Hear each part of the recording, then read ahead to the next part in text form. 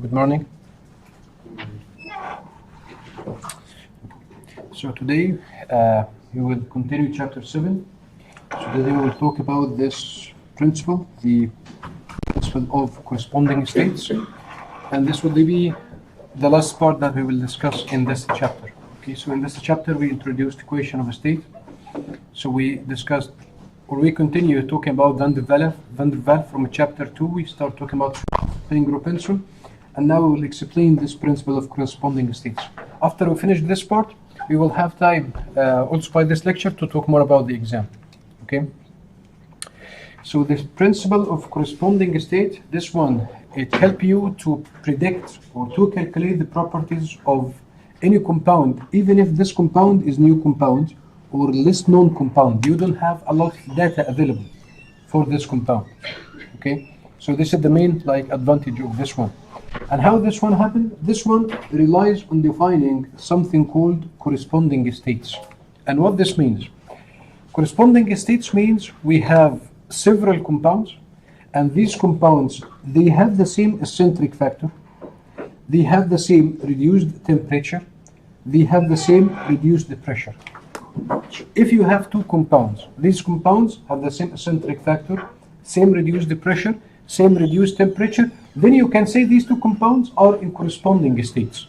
Okay, so this is the definition of what we mean by saying corresponding states. So again, corresponding states means we have two compounds.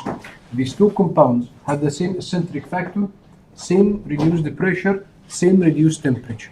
And if we have these two compounds, then these two compounds automatically will have the same compressibility factor and the same reduced property. Remember that reduced property means we have, if this is a property, reduced property, it means the value of this property divided by the critical value of this property. So again, so the whole idea we have here, let's assume we have new compound. We have compound that we don't have available data for this one, and I need to predict the properties of this one. But again, I don't have enough information available for this compound. Then I will look for another compound. Okay. This other compound that I may have available data for, I can use its data, that is available data, to predict any information I need for the unknown compound I have, or for the new compound I have. But you have one condition. These two compounds must have or must be in corresponding states. So these two compounds, to compare between them or to use one of them to predict the data for another one, these two compounds must be in corresponding states, which means they must have the same eccentric factor, so they are in the same family, for example. Both of them are alcohol, both of them normal hydrocarbons, both of them isohydrocarbons. They have the same eccentric factor, almost the same structure. They have the same reduced pressure, they have the same reduced temperature. Okay. Let's take an example to see how this principle works. So this example says we have compound A. This compound A is an industrial solvent. It's widely enough used that extensive data on it is available. So we have this compound A, and this compound, we have almost several data available for this one. We have another compound B. Compound B is a recently invented compound. So here we have a new compound. This compound can serve the same purpose of compound A. And we now wish to determine whether compound B can be manufactured more cheaply than compound A. Okay, so we have a new invention, new compound, can do the same function, and we just need to assess this compound in terms of its cost. We have completed a flow sheet for the manufacturing process, but in order to design and size the needed equipment, we must be able to estimate the molar volume of compound B. We need to find the molar volume of compound B at different temperatures and pressures. So I need to find the molar volume of compound B in its liquid phase at this temperature, 900 Kelvin, 1.6 megapascal. We need to find the molar volume of compound B if it's vapor at 900 Kelvin, 0.4 megapascal. If it's supercritical at 1100 Kelvin, 2.4 megapascal. So we need to calculate the molar volume. Again, the molar volume, this is the volume divided by number of moles. We need to find molar volume for compound B at these different conditions. What we have given, we have this table. This table tells you this is the critical point of compound A, the critical point of compound B.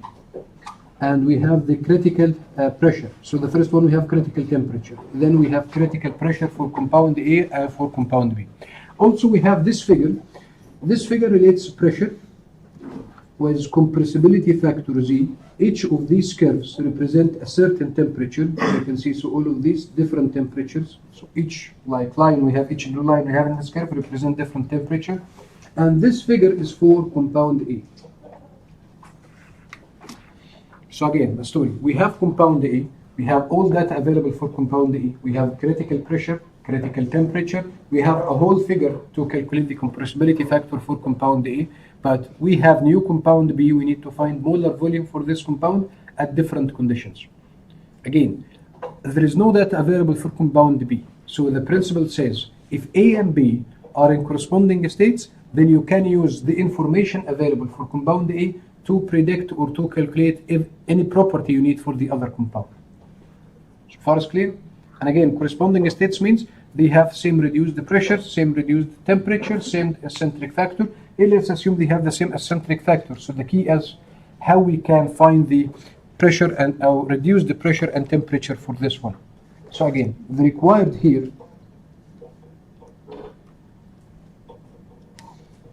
is to find molar volume for compound B.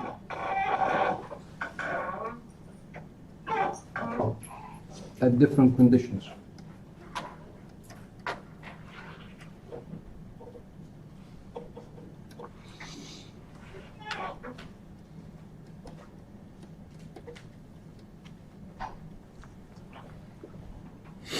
Okay, so again, just remember this. Almost keep this rule in your mind. To say that, you can see this color? Okay. To say that A and B are in corresponding states,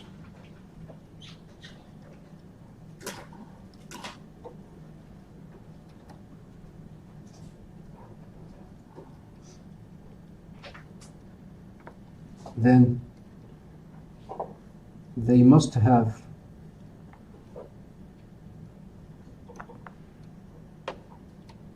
the same reduced temperature and reduced pressure. So always this is the key to solve this problem.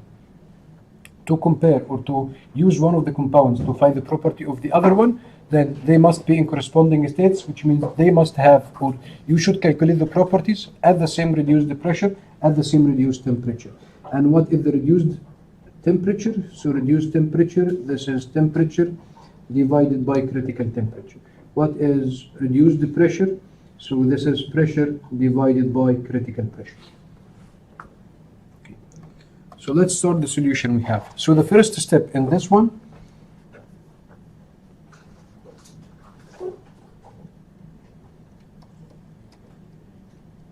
in the requirements, I don't know the reduced pressure and temperature. In requirement A, if you remember this requirement, I have the temperature and I have pressure that I need to find the molar volume at. I have, for requirement B, I have temperature, pressure. C, I have temperature and pressure. These are not reduced. So the first step, what is the corresponding reduced temperature and reduced pressure for these required conditions? So the first step is to find T reduced and P reduced for compound B.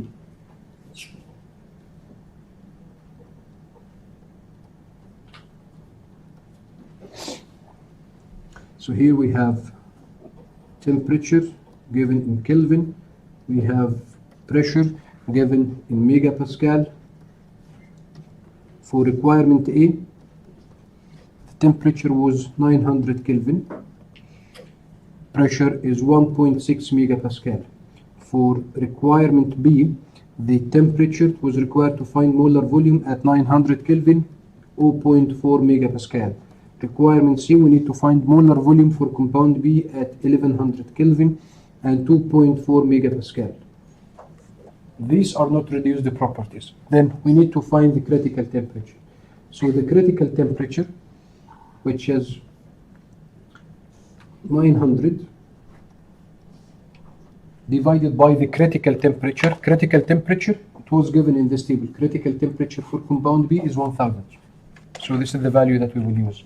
So this is 900 divided by critical. So this will be 0.9. Second requirement, same, 900 divided by 1000. This will be 0.9. Third requirement, we have 1100s divided by thousands. So this will be 1.1. So now I need to find the molar volume at this reduced temperature values. The same thing I will do to calculate the reduced pressure. So then I need to find the reduced pressure for compound B. So this will be the pressure, 1.6, divided by the critical pressure from the table. The critical pressure is 2 megapascal. So this one will be 0.8. 0.4 over 2. So this one 0.2. Then 2.4 over 2. This one 1.2. So this is the first step. These are the conditions I have. The temperature and the pressure. I need to find the molar volume. So what is the corresponding reduced temperature? The corresponding reduced pressure at the same conditions. So far as clear? Okay. So here we have these values.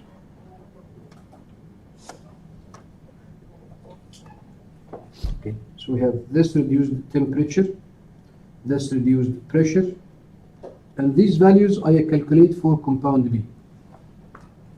Now I'm finished all the data I have available for compound B. Now I should to move to compound A to calculate some properties at this compound. But again, in order to use compound A, so you must use compound A at the same temperature or reduced temperature of B. The corresponding states, it says they must have the same temperature or reduced temperature. Reduced. They should have the same reduced pressure. So step number 2. Let's do it. So now use the reduced pressure and reduced temperature we got for B for calculations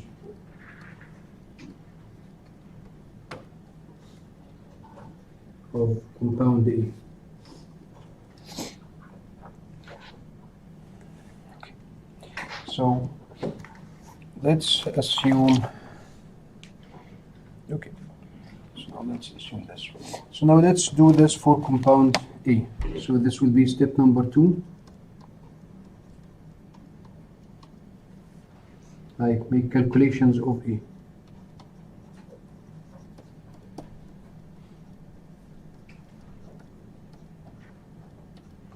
So again, we have requirement A, we have requirement B, we have requirement C. For compound A, I don't know the temperature, but I know the reduced temperature for this compound. So the reduced temperature it will be 0.9, 0.9, 1.1. I know the reduced temperature for compound A, this will be 0.8, this will be 0.2, and this will be 1.2. And again, all of these values I have here, these are the values I obtained for compound B. So all of these values, same T reduced and P reduced of B. So this is how I ensure that A and B are in corresponding states. So I calculated the reduced temperature and reduced pressure for B. The same reduced pressure and reduced temperature, I use them to calculate other properties for compound A. So now I make the calculations at the same reduced pressure, same reduced temperature. So now I'm sure that these two compounds are in corresponding states. Okay. So now I should continue this one. I need to find the temperature of compound A, and the temperature, this one will be the reduced times critical temperature. Again, for the table we have here, I have for compound A, I know the critical temperature, I know the critical pressure, so this information are given. So this one will be 0.9 times 500.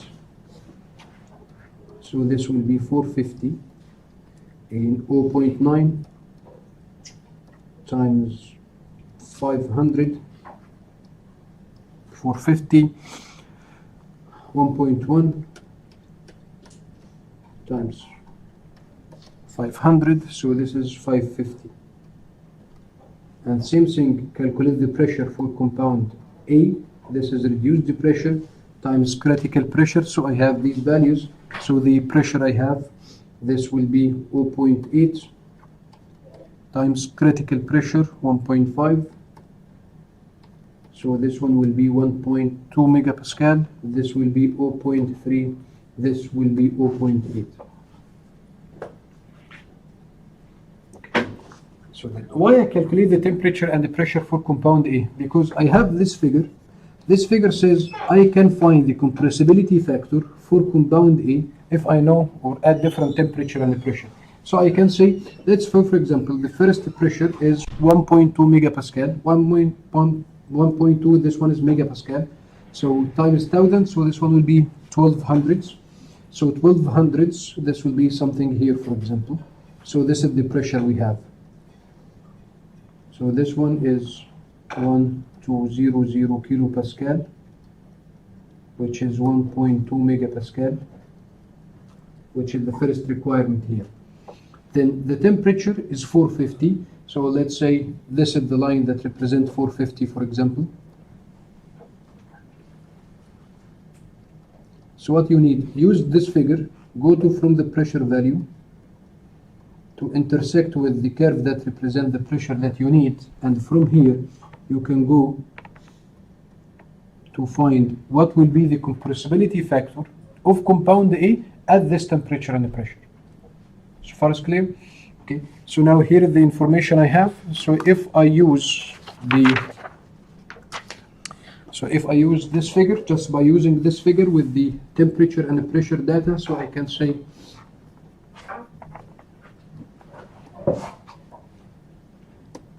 so by using figure given,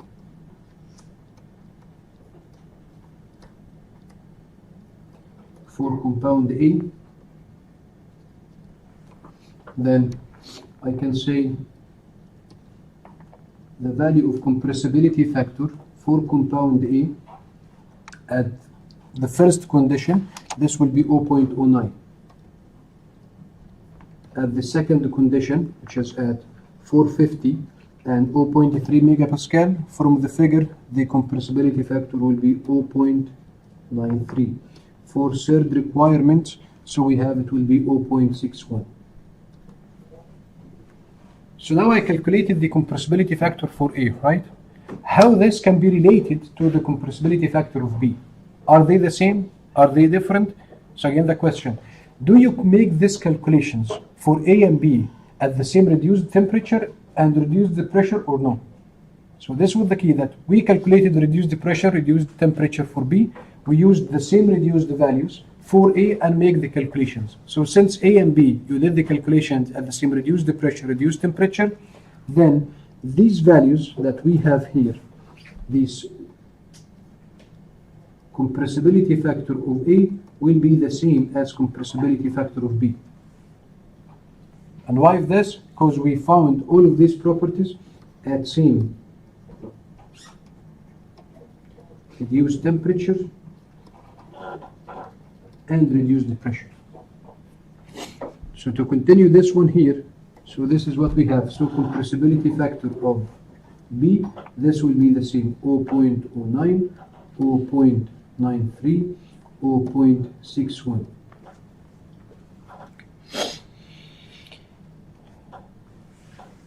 And we know that, just let's recall this one. If you remember the equation of the compressibility factor, that G is PV over RT. So the requirement here we have in this problem, we need to calculate this one. We need to find this molar volume. This is what we need to calculate. Just remember this. So how can we do this, or how we can continue this? So just rewrite this equation.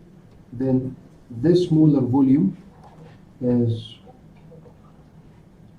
Z or T over pressure. So again, so the last step,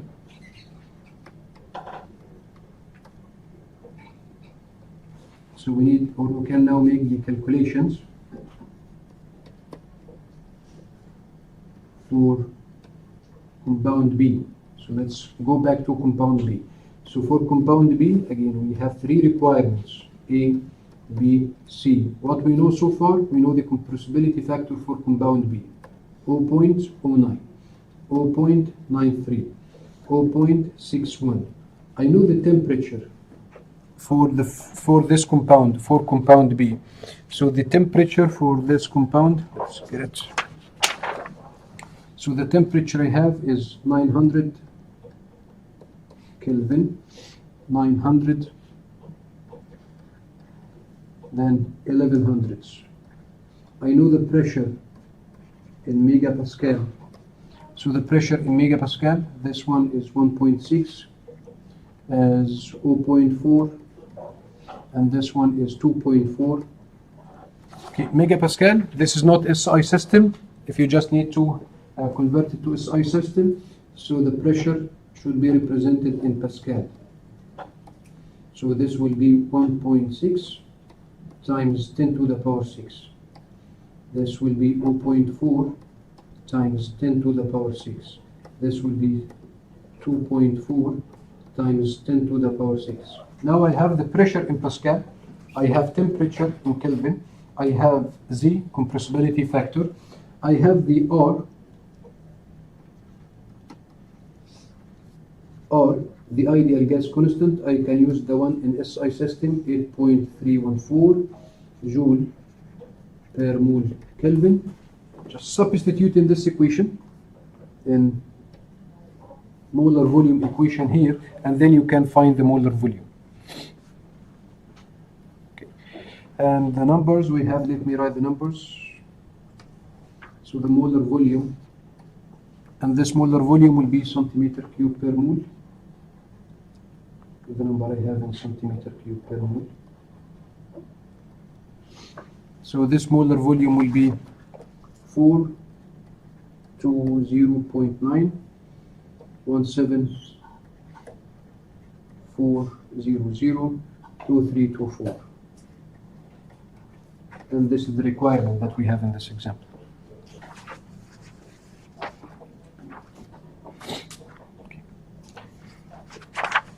Clear? So the whole idea of this one, we just do a lot of steps, but the whole key we have in this problem, if you have two compounds, these two compounds have the same reduced temperature, reduce the pressure, then if you calculate the compressibility factor for one of them, it will be the same for the other one. If you calculate any reduced property for one of them, it will be the same for the other one. They have the same compressibility factor, same reduced properties. Okay? If both compounds have the same reduced temperature, reduced the pressure. Clear? Any questions?